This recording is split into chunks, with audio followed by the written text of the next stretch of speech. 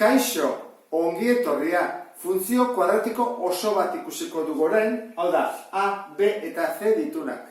Orduan, adibidea hau izango litzateke. Jarriko dugu A, B, C, A da minus B, B da ama B, eta C da minus ama.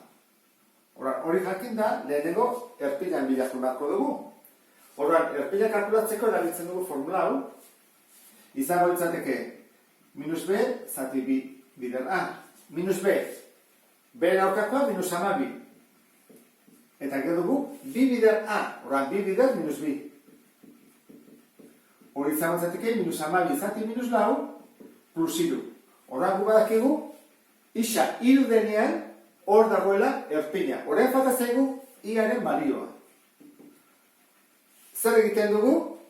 Isa ordezkatu iruarekin. Horroa jartzen dugu. Minus B bider iru ber B, gero ama B bider iru, eta kenamar.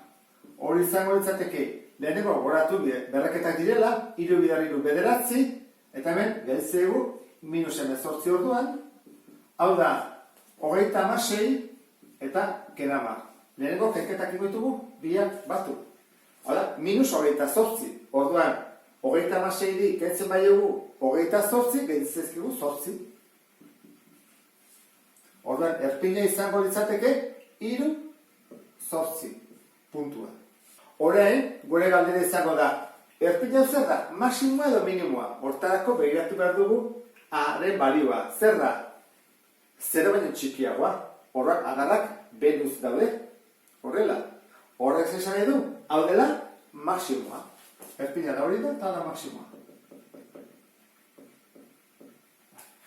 Lehenengo lana bukatu dugu. Horren, ebakidu da puntuak. Gogoratu, isa noiz ebakitzen du? I zero denean. Hori da ingo duguna. I zero baldin bada, jarriko dugu. Minus B, isa berbi, gehi ama B, isa, kenama. Baina hori zer da, bigarren mailako ekuazio oso bat. Horren, guazen ordezkatzea. Isa berdin, minus B, gehi ken. Amabi bider amabi, eunda berrogeita lau. Ken lau bider A dela minus B, bider C dela minus ama. Zati, B bider A, B bider minus B da minus lau. Horran, hola izango litzateke. Azkar egin da, hau da, eunda berrogeita lau, eta kenduko diogu, hau da, lau bider minus B, minus zortzi, larogei. Horran, kendu bat diogu larogei, zati minus lau. Isa berdin,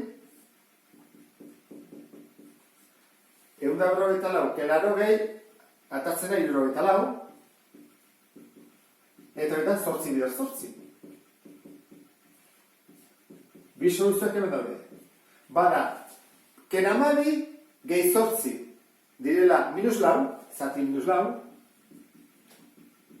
bat osoa, hori da isa bat, soluzio bat, eta bestea izango da kenketa, minus amabi, ken zortzi, minus hogei, zati minus lau, bost, hori da isa bi. Horan, hori dira bi ebakidoa puntuak. Horan jarriko dugu, lehenengo batekin, izango izateke bat zero, esan dugu, ik zero balio dula. Eta bost zero.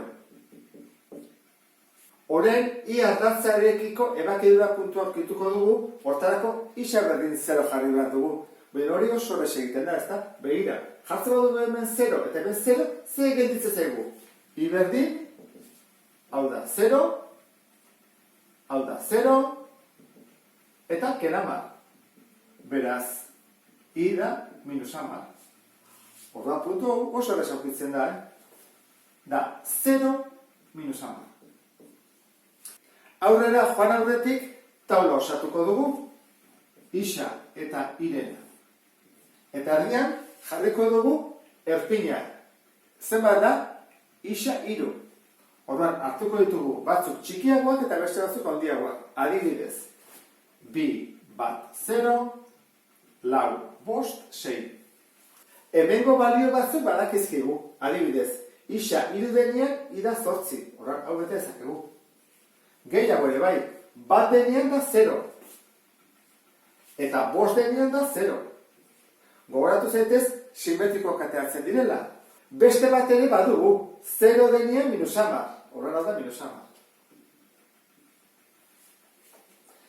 Hau simetrikoa da, ezta? Esan dugu. Horrek esan nahi du, hau bade bada minus 10, hau ze izango da minus 10. Tabla iaia beteta dugu. Fatazegu bakarrik kalkulatzea hau edo hau. Berdiak dira biak, horren hasiko gara. Adibidez biarekin erresago dela. I berdin. Minus bi bider bi berbi. Gehi amabi bider bi eta kenama. I izango da. Bi berbi lau, bider minus bi, minus 8, 24 eta kenama. Zenbat hau? Minus 10 eta minus 8, minus 18. 24 da, 6. Horren hau da 6 eta hau da 6.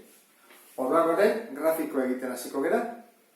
Hasiko gera erpinarekin, isa irudenean ida 8, horren irudenean altura da 8, horrein iristen da. Bihartzitu bi hauek adibidez. Laudenean 6, horren laudenean, goraka jotenean 6, hemen jartzen dugu 6. Hor, eta bidenean ere da 6. Gero, 5 denean da 0. Eta batenean ere da 0. Eta bukatzeko, 0 denean da minus 10, ora 0 denean da minus 10, orain egisten da, eta altura berenean, jarri barko dugu baita ere, 6. Ora, 6 denean ere, orain bai elkartu daitezkela, parabola egiteko. Funtzioaren eremuak badakigu dela zenbaki errealen multzo osoa. Eta ibilbidea, minus infinitotik, 8 arte. Horra jarriko dugu, minus infinitotik, 8 arte, 8 barne. Simetria datza, nun dago? Beti egoten da, erpinean, horrak isa irudenean. Noiz da beherakorra? Behira. Irutik aurrea, horra jarriko dugu. Irutik, plus infinito arte, beherakorra da. Eta gorakorra da, minus infinitotik, hiru arte. Nola ez den bikoitia eta ez bakoitia, hor utziko genuke. Bakarrik fatazaigu jartzea, erpina hemen dagoela, 8, hemen ebakidura puntua dela 5, 0, hau dela 1, 0, eta hemen dagoela 0, minus 10. Eta bukatuko genuke. Ulertu duzulakoan beste bat arte. Agur!